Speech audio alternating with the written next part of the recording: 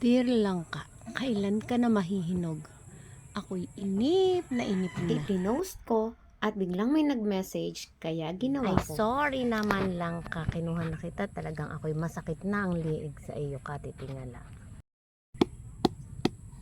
Mukhang malapit ka naman ng mahinog. Tinimbang ko at grabe, 10 kilo. Kaya pala ako'y hirap na hirap magbuhat. At gaya nga ng sinabi sa post, kumuha ko ng stick. Pinutol ko nga ang kanyang tangkay para hindi ako mahirapan pagtutusok.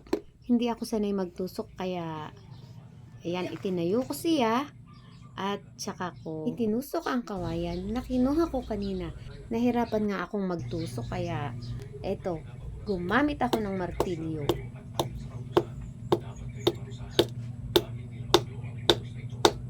Nakailang pukpok din nga ako ng martilyo bago tuluyang lumubog yung kawayan.